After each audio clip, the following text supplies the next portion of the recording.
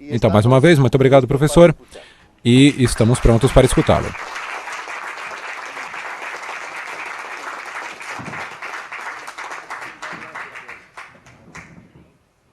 É uma grande alegria estar aqui, agradeço muito este generoso convite, especialmente me alegra estar aqui na presença de pelo menos 3... Melhorou? Não? Não melhorou. Nada? Me alegra especialmente estar aqui na alegria de pelo menos 3 heróis da América Latina. São Pérez Antunes, Coronel Plazas e Armando Valladares, cujo livro eu li mais de 20 anos atrás e que teve uma influência muito grande na minha vida. Agradeço muito ao Instituto e ao Museu por essa oportunidade. Muito bem, o nosso assunto ele tem várias portas de entrada possíveis, pode-se entrar nesse assunto por várias vias, e eu vou aproveitar uma coincidência que hoje um rapaz, um repórter do New York Times, que está ali atrás, me perguntou por que tipos como eu e Bolsonaro somos frequentemente chamados de fascistas. Né? Então vamos entrar pelo lado do fascismo. Qual é a origem do fascismo? O fascismo começa por volta de 1910, com uma discussão interna no movimento socialista italiano e com, vamos dizer, uma cisão do movimento socialista baseada na teoria enunciada por 2 grandes teóricos do fascismo que se chamam Enrico Corradini e Alfredo Rocco. Alfredo Rocco, se bem me lembro, depois veio a ser ministro do governo Mussolini. E eles tinham uma teoria de que o sujeito agente, a força principal da Revolução Mundial, não podia ser a classe proletária, e aliás não podia ser nenhuma classe social, porque as classes sociais estavam condicionadas e circunscritas aos seus países de origem. Não havia, por exemplo, um proletário internacional. Proletário internacional era apenas uma maneira de dizer, mas se o proletário italiano saísse dali e fosse para a Alemanha, ele não seria um proletário na Alemanha, ele seria um mendigo. Então, a condição de proletário é uma condição nacional. Então eles pensavam, se queremos uma revolução mundial, o sujeito ativo dessa revolução não pode ser a classe proletária, não pode ser nenhuma classe. Somente a nação pode ser o agente da revolução mundial. Então a ideia, vamos dizer, de nações revolucionárias, ou seja, nações proletárias contra nações burguesas, ou nações exploradas contra nações exploradoras, esta foi a origem do fascismo. Se vocês observarem bem, vocês verão que depois da Segunda Guerra, esta estratégia foi adotada por todo o movimento comunista mundial. O movimento terceiro-mundista criado por Stalin não é nada mais do que isto. Se pegamos a história do Partido Comunista Brasileiro, por exemplo, vocês verão que a partir da Segunda Guerra, já na época do governo Getúlio Vargas, a estratégia era a aliança entre o proletariado e a burguesia nacional contra o imperialismo. Então, é a nação proletária contra a nação capitalista imperialista. Isso foi adotado em todo o mundo. Isso é a mesma coisa que dizer que o movimento comunista internacional, depois da Segunda Guerra, se transformou num movimento fascista internacional. E é por isso mesmo que eles xingam os seus adversários de fascistas para ocultar a realidade da sua própria política.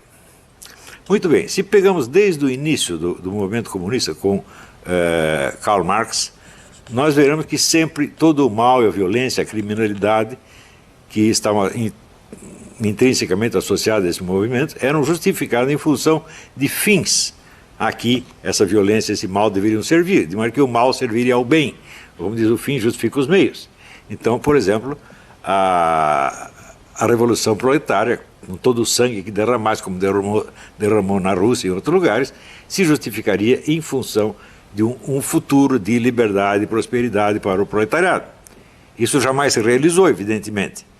Como jamais se realizou, então foi preciso mudar o discurso. Passamos da Revolução Proletária para a Revolução das Nações Exploradas contra as nações exploradoras. Porém, isto também não se realizou. As nações ditas exploradas que se revoltaram contra o imperialismo tiveram, sob o regime socialista, sob o regime revolucionário, uma sorte muito mais miserável desgraçada do que tinham antes. Cuba, por exemplo, você vê que Cuba era, vamos dizer, a quarta economia da América Latina, agora é a 27ª, uma coisa assim. Quer dizer, Cuba se desgraçou a si mesma, né? Buscando, sob o pretexto de libertar-se do imperialismo, ela se desgraçou. Eu acho muito engraçado quando dizem que a culpa da miséria cubana é por causa do bloqueio, é porque os Estados Unidos não comerciam com Cuba. Mas antes da Revolução a desgraça não era justamente o fato de que os americanos comerciavam com Cuba? Então, eu não sei então se o imperialismo atrapalha mais pela sua presença ou pela sua ausência. Antes reclamavam da presença, agora reclamam da ausência. Então, tudo isso aí, é claro que são pretextos meramente verbais, é só uma tagarelice sem sentido. Porém, entre os anos 50 e 60, as pessoas mais inteligentes que havia no movimento comunista, que era um grupo de filósofos alemães, filiados ao que eles chamavam Instituto de Pesquisas Sociais, também chamado como Escola de Frankfurt, começaram a perceber que as grandes contradições e conflitos do capitalismo estavam se dissolvendo. Então, o proletariado, por exemplo, já não podia ser a grande força revolucionária, porque ele tinha sido absorvido pelo capitalismo e estava servindo ao capitalismo. A condição de vida do proletariado tinha melhorado muito, eles estavam prosperando em toda parte, e eles estavam se sentindo muito bem no capitalismo e não queriam fazer revolução nenhuma. As nações exploradas também, né, viviam praticamente da ajuda dos seus exploradores, como a própria Cuba. Cuba vivia do dinheiro americano. Eu acho que saiu o dinheiro americano, antes reclamava porque o dinheiro americano estava lá, agora reclama porque não está mais lá. Então, as contradições todas acabaram. Então, como é que nós vamos destruir o capitalismo se não há contradições internas nele que nós possamos explorar? Então, esses filósofos, dos quais o chefe, vamos dizer, o fundador disso aí foi o filósofo húngaro Georgi Lukács, mas os outros eram todos alemães, Max Horkheimer, Theodor Adorno, todos eles. Né? Então, eles formularam o problema assim: já que no capitalismo não há mais contradições econômicas que nós possamos explorar, e entre as nações ricas e pobres também já não há aquela contradição que havia antes, o que nós podemos explorar como mecanismo destruidor do capitalismo? Que contradição interna nós podemos encontrar dentro dos países capitalistas que nós possamos explorar para destruí-los? E eles criaram, então, o que se chamou dialética negativa. Dialética negativa consiste apenas em encarar tudo o que existe sob o aspecto negativo e encarar o lado de mal, de exploração, de crueldade que existe em tudo, todas as relações humanas possíveis. Relações que tanto pode ser abarcar a sociedade inteira, quanto pode ser relações pessoais. Por exemplo, a relação entre marido e mulher, pai e filho, professor e aluno, e assim por diante. Eles começaram a enxergar o mal em tudo. E acreditavam, com razão, que com isso estavam realizando um programa que Marx havia enunciado, mas jamais realizado, e que Marx definia como a crítica radical de tudo quanto existe. Note bem, não se trata de criticar a economia capitalista, nem os países imperialistas, mas tudo quanto existe. Né? Então você critica o casamento, a educação, a amizade, a economia, o trabalho, a lei, a moral, tudo é ruim, tudo é demoníaco. E eles se dedicaram a esse trabalho durante 40 ou 50 anos, por exemplo, quando muitos deles eram judeus que fugiram da Alemanha, com justa razão fugindo da Alemanha, porque seriam mortos lá.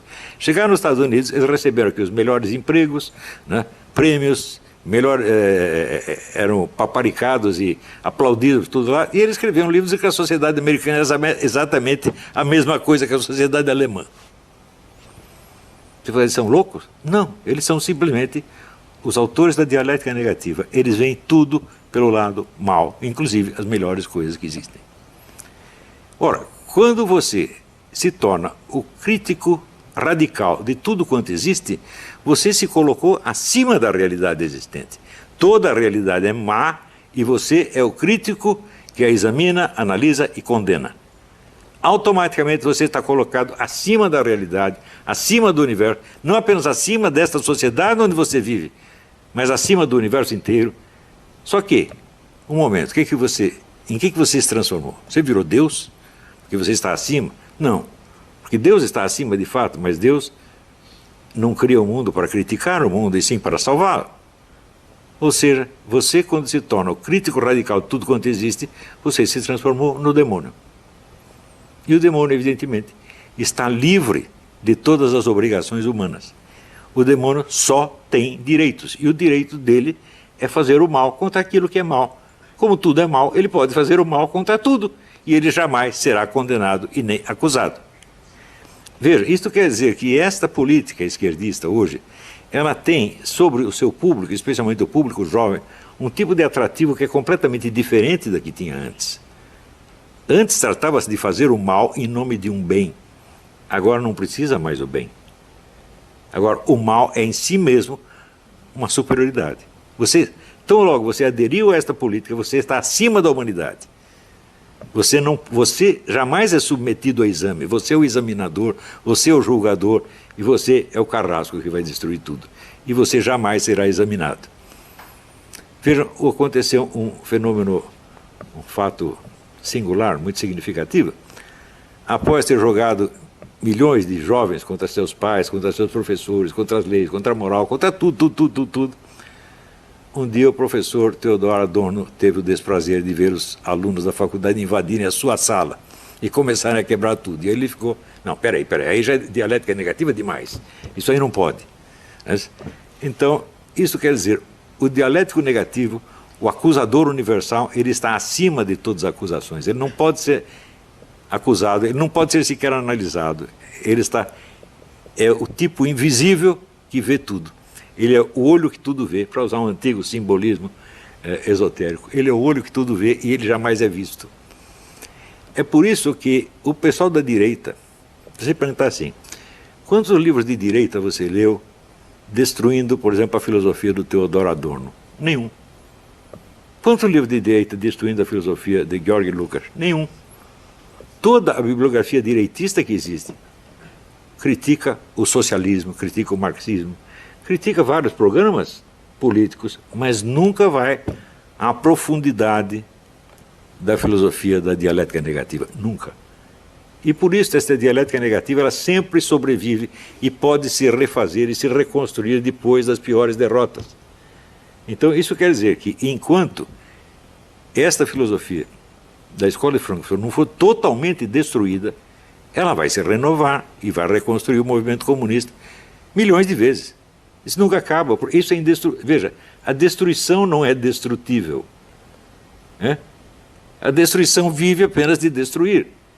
Ou seja, nós podemos dizer que o pessoal da Escola de Frankfurt descobriu o segredo da vida eterna. Eles podem viver eternamente. É só viver da destruição e jamais propor nada positivo. Quando propor alguma coisa, propõe sob o nome de positivo algo negativo. Por exemplo, operar crianças de 5 anos, um menino de 5 anos que diz que é menina, você já manda operá-lo.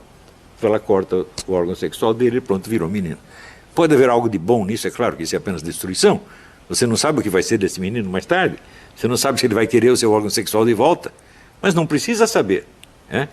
Como é a destruição, e a destruição é sempre positiva, vamos em frente. E assim por diante. Quando você propõe... Um momentinho, deixa eu tomar uma água.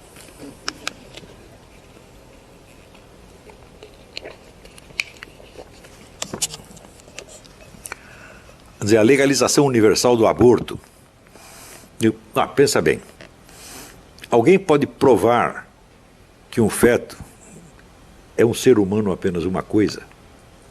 Existem provas de uma coisa, existem provas da outra. Essa discussão pode continuar eternamente e ninguém chega a uma conclusão. Um não convence o outro não convence um. Então significa o seguinte, nenhum de nós sabe a resposta dessa pergunta. Se nós não sabemos, então há 50% de chances para um lado e 50% de chances para o outro. Portanto, a escolha não é racional. Isso quer dizer que aquele que é a favor do aborto, ele não é por motivos racionais, ele é porque ele quer. Ele quer o aborto universal. E ele quer porque o aborto universal é negativo e, portanto, do ponto de vista dele, será sempre positivo. E assim por diante. Tudo o que as pessoas consideram mal passa a ser considerado bom. O bem só existe sob a forma do mal. E esta é a essência, esse é o segredo da Escola de Frankfurt. Isso tem um atrativo infinitamente maior do que a velha revolução proletária ou a velha revolução fascista. Porque tanto a revolução proletária quanto a revolução fascista, elas alegavam um bem futuro que era a justificativa do mal que se está fazendo no presente. Era a finalidade boa que justifica o meio mal. Portanto, essas revoluções podiam ser criticadas em nome do quê? Dos fins que elas mesmas se propunham. Quando você via, por exemplo, que no regime socialista os proletários estavam passando muito mais fome do que no regime capitalista, você via que a revolução tinha falhado a realizar o fim que ela se propunha. Então ela podia ser criticada em nome do seu fim. Do mesmo modo, você vê, a revolução fascista prometia que, vamos dizer, as nações que estavam sendo exploradas e roubadas seriam as dominadoras. Não é isso? Então, sei lá, o Hitler vai propor um Reich que vai durar 1000 anos. Durou 12 e acabou muito mal. Não é isso? Mussolini acabou pendurado, assassinado e pendurado pelas pernas, e a Itália perdeu tudo. Então, essas revoluções podiam ser criticadas em nome dos fins positivos em nome dos quais elas faziam mal. Mas a nova revolução, a revolução da dialética negativa, não pode ser criticada por nada. Porque ela tem o monopólio da crítica, ela tem o monopólio do discurso destrutivo. E o monopólio do discurso destrutivo transforma o seu portador num tipo sobre-humano. Ele jamais pode ser condenado em nome de nada, nem mesmo da própria revolução. Você vê que os antigos comunistas ainda tinham a possibilidade de ter que fazer uma autocrítica. Nós erramos em tal ponto agora. Agora não há mais erro, meu Deus do céu. Está entendendo? O poder atrativo desta coisa é ilimitado. E pela mesma razão, não adianta discutir contra esta revolução com os argumentos e armas com que se usava contra a revolução proletária e a revolução fascista. Não adianta mais. As pessoas não são mais acessíveis a esse tipo de argumento, por quê? Elas são sobre-humanas. Você percebe? Um sujeito, por exemplo, que ele nasceu homem e decidiu virar mulher, bom, alguns acabam parecendo mulher mesmo, mas a maioria não acontece, o sujeito continua parecendo homem. Então você olha e vê um homem, mas ele diz, mas eu me sinto mulher e você não tem o direito de me olhar como os seus olhos me veem, você tem que me olhar como eu quero ser visto. Isso quer dizer que a piada do Groucho Marx, afinal você vai confiar em mim ou nos seus próprios olhos? Virou realidade. Você tem que negar você tem que furar os seus olhos. Né? Você não tem o direito de enxergar as coisas como você as enxerga. Você tem que enxergar como o seu interlocutor quer ser enxergado. Então ele se colocou numa posição supra-humana. Ele não está mais em condição de ser julgado pelos mesmos critérios com que nós somos julgados.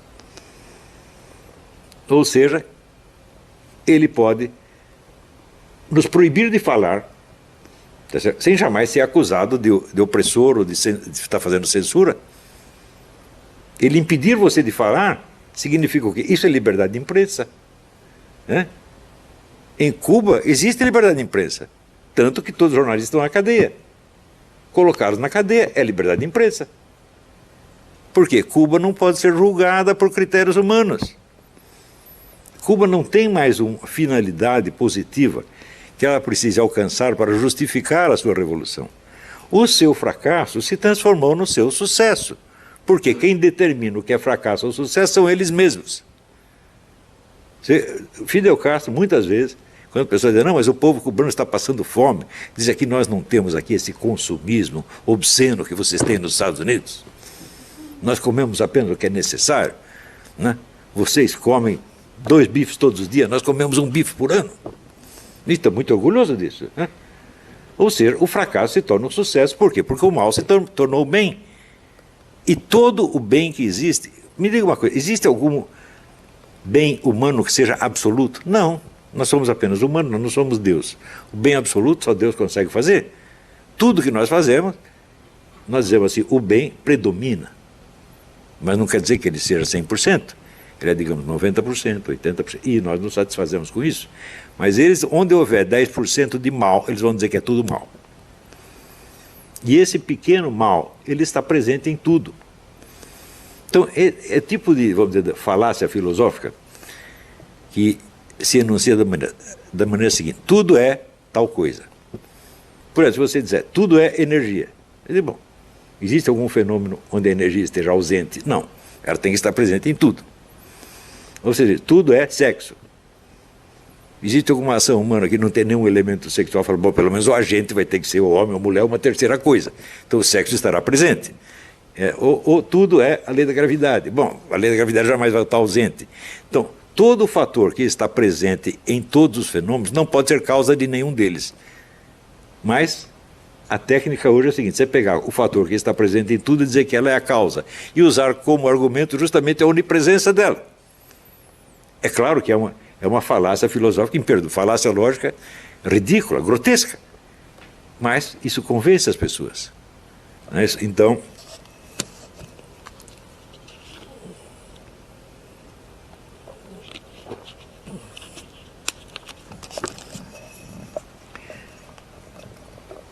viram, tanto nos Estados Unidos quanto na América Latina, e especialmente no Brasil, esse tipo de filosofia tomou conta de toda a mídia e de todas as universidades. Não sobrou nada fora. No Brasil eu assisti esse fenômeno porque a partir dos anos 60, logo após a ditadura militar, os comunistas, vendo que tinham sido derrotados, expulsos do campo eleitoral político, decidiram usar a estratégia do Antônio Gramsci, que era da Revolução Cultural. Fazer a Revolução Cultural primeiro, a Revolução Política depois. Então, tem que tomar a mídia, as editoras, as universidades, etc., etc., lentamente, devagarinho, e sem dizer que é propaganda socialista, porque o objetivo do Antônio Gramsci, ele mesmo definiu assim, nós vamos fazer com que todos sejam socialistas sem saber. Então, é por isso que eu fui muito contra a campanha que conservadores e liberais brasileiros faziam contra a doutrinação comunista. Quer dizer, não tem doutrinação nenhuma, meu Deus do céu. Eles estão induzindo as pessoas a ser socialistas sem tê-las doutrinado jamais. Eu vou lhe dar um exemplo de como se usava. Usava geralmente modificações comportamentais que não passavam pela esfera da opinião e das ideias. Houve, por exemplo, um professor na Suécia que fez um experimento que foi muito louvado no Brasil pelo diretor de teatro Gerald Thomas. Ele pegou os seus alunos e disse, vocês durante esse fim de semana vocês vão fazer um experimento de sexo oral com o seu colega aí do lado. Vocês vão chupar o membro dele e quando ele ejacular vocês vão engolir.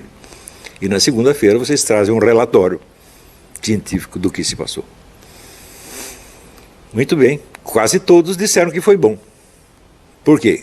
Existem já pesquisas em psicologia que mostram que sempre que você faz uma pessoa agir contra os seus princípios, em 82%, 83% dos casos eles mudam de princípios, para não dizer que fizeram uma tremenda asneira. Então, quer dizer, até aquele dia ninguém tinha pensado em fazer sexo oral com o vizinho, a partir de segunda-feira todos começaram a pensar. Isto é doutrinação? Não, o professor não fez doutrina nenhuma, não os convenceu de nada, apenas sugeriu que fizesse uma experiência inocentemente. E é assim que se faz. Há um livro do Pascal Bernardin, que se chama... Pascal Bernardin é um professor de ginásio francês. O livro chama-se Maquiavel Pedagogo. E ele mostra o número dessas técnicas de manipulação comportamental que são usadas. Nenhuma delas parece propaganda de maneira alguma. Existem vários truques ali. Um deles chama-se pé na porta. Pé na porta é o seguinte.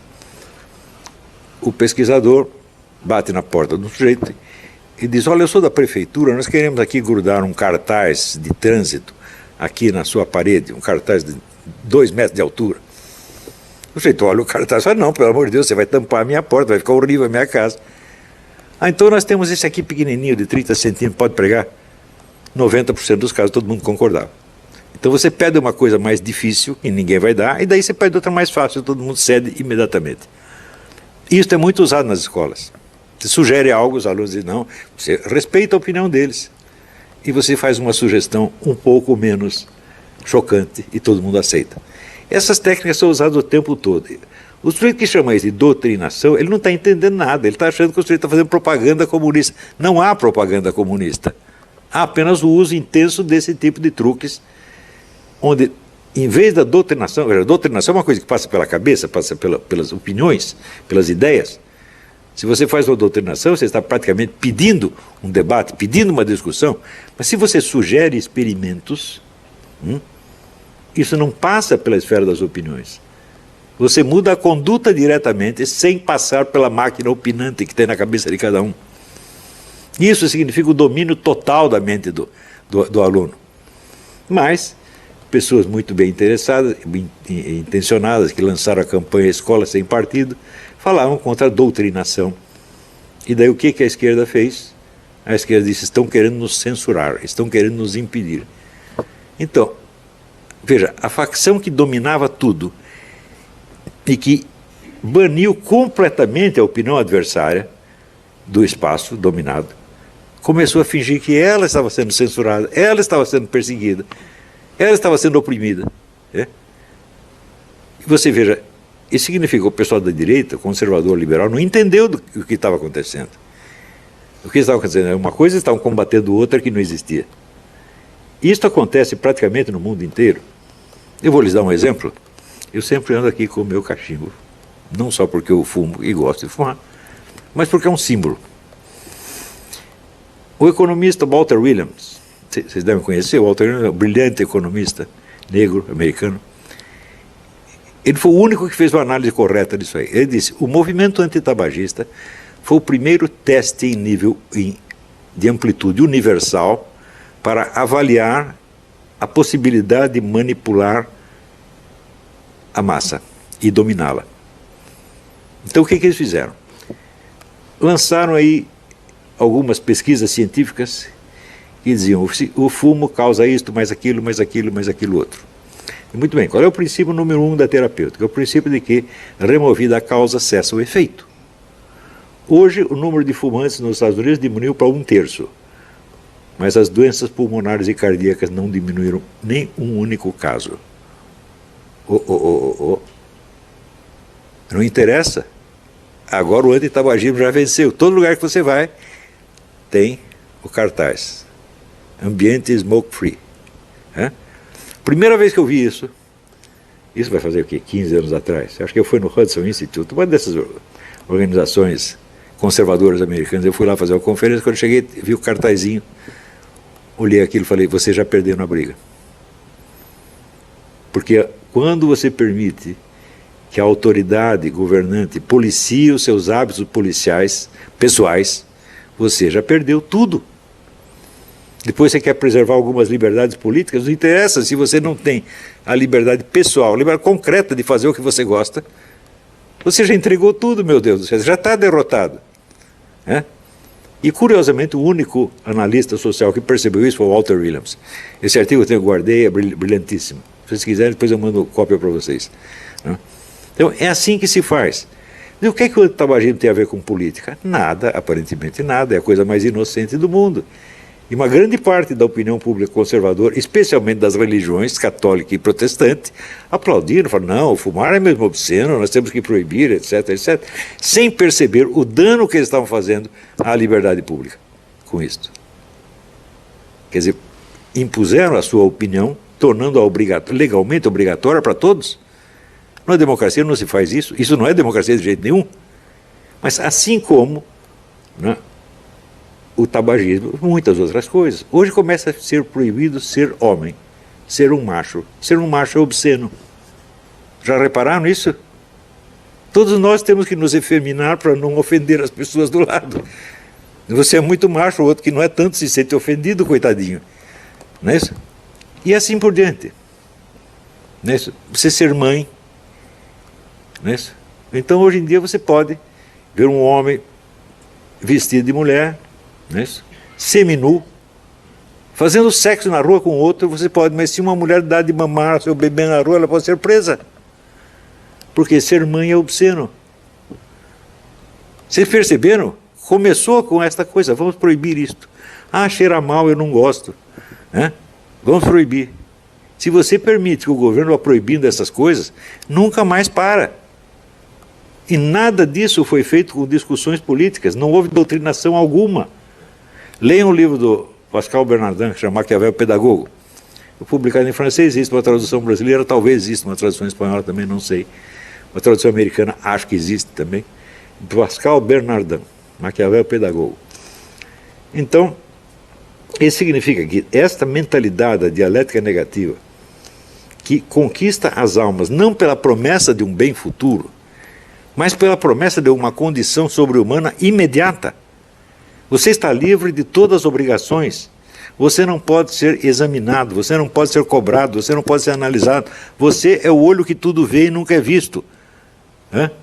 Toda esta juventude está com esta mentalidade. Viraram demônios, meu Deus do céu. Então a discussão não é mais política, ela passou para um outro nível. Não é isso? E por isso é que você vê fenômenos como esse da Argentina. Quer dizer, um governo totalmente fracassado é reeleito, obtém sucesso. Por quê? Porque é isso que ele vai dar para as pessoas. Ele vai transformá-las em seres sobre-humanos. Vai liberar de todas as obrigações humanas e entregar para eles um instrumento de ação com os quais eles podem oprimir, assustar, maltratar e matar a quem eles quiserem. Isso é muito mais sedutor do que a antiga utopia socialista. A utopia socialista era para o futuro, né? A presente geração vai se sacrificar, nós vamos morrer, né? Mas um dia teremos o paraíso socialista. Agora, esta promoção do sujeito a uma escala sobre-humana é imediata. Não é uma utopia. Você começa a viver isso no primeiro momento. Quer dizer, você pega um homem assim, uma fisionomia, sei lá, parecendo Schwarzenegger, né? Ele veste uma calcinha, um sutiã, e ele diz que você é obrigado a vê-lo como mulher. Você diz, mas eu não aguento, eu não consigo, tento ver uma mulher, mas eu não vejo, eu vejo um homem. Ah, você é um criminoso, você vai para a cadeia. É isso que eles estão fazendo, gente, e nós estamos aceitando essa brincadeira, porque não percebemos a profundidade, vamos dizer, do impulso diabólico desses homens da Escola de Frankfurt. De como é possível o sujeito sai da Alemanha nazista onde iriam matá-lo. Ele vem para um país onde é o contrário, ele tem liberdade, tem bom emprego, todo mundo trata bem, e ele diz que é a mesma coisa. Quer dizer, é uma ingratidão absolutamente demoníaca. Você não percebe a diferença da Alemanha nazista, dos Estados Unidos e a democracia americana, o que há? E ele diz isso não é num artiguinho de jornal, ele escreveu um livro desse tamanho, chamado Personalidade Autoritária, está lá, segundo ele, está demonstrado que a sociedade americana é igualzinha à sociedade nazista. Então por que você saiu de lá e veio para cá? Por que você não ficou lá mesmo? Ou seja, isto é o que eu chamei de paralaxe cognitiva. Paralaxe cognitiva é um deslocamento total entre o eixo da construção teórica do filósofo e o eixo da sua experiência real. Ou seja, o que ele está descrevendo, o que ele está dizendo, desmente flagrantemente a experiência real dele. E isso é uma coisa que existe, vamos dizer, é um mal permanente do pensamento ocidental nos últimos 4 ou 5 séculos. Eu dou um exemplo, por exemplo, Karl Marx, o próprio Karl Marx é um exemplo disso, onde ele diz que todas as classes sociais têm uma visão deformada da história. Por quê? Elas têm interesses em jogo e a sua visão das coisas é deformada pelo seu interesse oculto. Exceto o proletariado. O proletariado não tem interesses especiais, os interesses deles coincidem com os da humanidade inteira, então o proletariado é a única classe que pode ter uma visão objetiva da realidade histórica. E em seguida, ele, Karl Marx, que não só não era um proletário, mas nunca tinha visto um proletário, escreve a visão objetiva das coisas segundo a visão proletária. Eu digo, mas espera aí, mas a sua existência é o desmentido da sua teoria. A sua existência demonstra, quer dizer, se a visão proletária é a verdade, é a realidade, a sua existência demonstra que um burguês pode ver a realidade tão bem quanto um proletário. E você acaba dizendo que ele não pode. Ou seja, a mesma coisa que escrever, eu, Karl Marx, não consigo escrever este livro. Mas você escreveu. Então, isso não é hipocrisia. Isso não é nem falsidade, isso é um outro fenômeno que eu chamei de paralaxe cognitiva. Se fosse hipocrisia, ele estaria consciente do que ele está fazendo. Mas ele escreve isso com total inocência. Ele não percebe que sua vida é um desmentido da sua obra, que a sua experiência real diz o contrário do que ele está dizendo em palavras. E hoje é claro que este pessoal da Escola de Frankfurt, todos eles padecem de paralaxe cognitiva. Porque a premissa número 1 da dialética negativa é o seguinte: eu, o autor da dialética negativa, jamais serei submetido a ela. Eu, o autor, né, da análise pejorativa, jamais serei objeto de análise pejorativa. Porque se for, você está liquidado na mesma hora. Se você pegar, por exemplo, né, Max Horkheimer era o presidente, foi o presidente da escola de Frankfurt durante muito tempo. Ele era um homem milionário, e os empregados da escola ele pagavam um salário de fome. Ou seja, ele era um capitalista mais explorador que qualquer capitalista. E ele não via nenhum problema nisso aí. Ele não fez isso de maldade, nem de hipocrisia. Ele fez porque era natural nele fazer assim. Era natural a ideia de que ele jamais seria objeto de dialética negativa. Do mesmo modo, Theodor Adorno e outros tantos. A influência que essa escola teve na América, e sobretudo no Brasil, é imensurável. E ela é imensurável por quê? Porque ela tem um atrativo hipnótico muito maior do que o capitalismo ou o fascismo. Veja, Karl Marx, Lenin, Mussolini, Hitler jamais conseguiram angariar tantos adeptos tão facilmente. Veja, se você pega os livros de Max Horkheimer, Theodor, são livros dificílimos de ler. De como é que isso ganha tantos adeptos? Porque você não precisa ler, meu filho. É só você aceitar uma proposta deles, você já está transfigurado no analista e condenador da humanidade, e você está livre de todas as exigências. Ninguém pode cobrar nada de você. Então você tem milhões de idiotas que viraram julgadores da humanidade. Eles estão sentados vamos dizer, como é que se diz, numa mesa de juiz, coloca a humanidade ali na banca dos réus e condena e pronto, acabou. E ninguém se lembra de fazer o mesmo com eles. Por quê? Porque a tradição de análise, tradição de discussão dos liberais e conservadores vem do mundo anglo-saxônico, e eles entendem tudo como se fosse uma disputa entre o Partido Conservador e o Partido Trabalhista britânico. Os dois sentados no parlamento, cada um do seu lado, discutindo educadamente, de vez em quando um fazendo umas piadinhas sobre o outro, e tudo não passa disso. Ora, a política da escola de Frankfurt não é apenas de destruição do capitalismo, é destruição de tudo exceto eles. É a proposta mais cruel, mais sádica que alguém já fez. E até hoje ninguém percebeu isso. Por quê? Porque os homens da escola de Frankfurt jamais pertenceram ao Partido Comunista Soviético. Então todo mundo diz, não, eles são comunistas, mas eles são mais moderados do que Stalin. Fala, não, Stalin comparado com eles era um doce de coco, era um anjinho. Stalin nunca disse que era para destruir tudo que existia de bom. Eles disseram. Por trás de todo bem existe o mal. Para dar um exemplo de coisa ruim que eles desejavam destruir, Michel Foucault, que foi um discípulo deles e até radicalizou a proposta deles, ele era contra as pessoas terem paz. Ele achava que a pior coisa do mundo é a existência de paz. Por que para nascer nós precisamos de um pai? Que coisa mais injusta. Nós precisamos acabar com isso.